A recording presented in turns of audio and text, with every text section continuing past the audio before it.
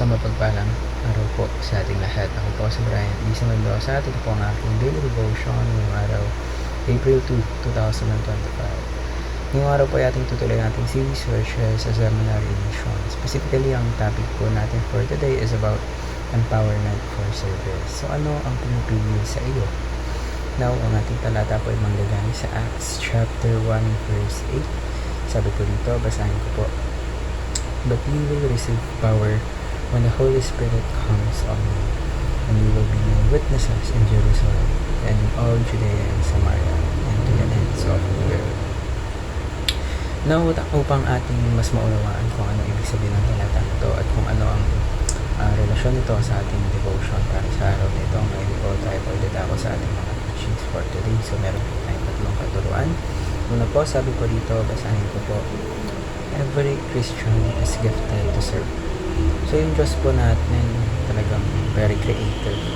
Kasi each believer po, lahat po ng followers, ako, ikaw, o kahit sino na follower ng ating Diyos ay binigyan niya ng unique abilities and spiritual gifts wherein ito ay kanyang binigay sa atin not for our personal gain but for us to serve others and build up yung pananampalataya natin.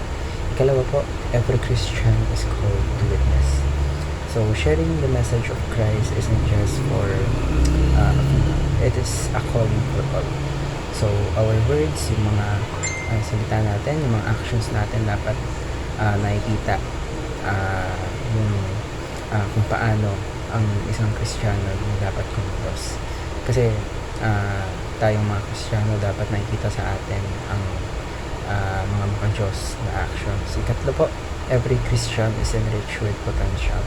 So, God has placed within us everything we need to fulfill His purpose. So, hindi po tayo limited sa ating mga weakness but we are empowered by His strength.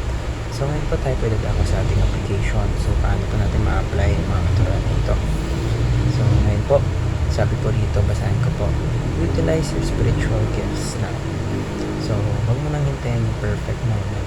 You serve in your church, your home, kahit sa bahay nyo or sa community, pwede mo rin gawin yung pagsiserve.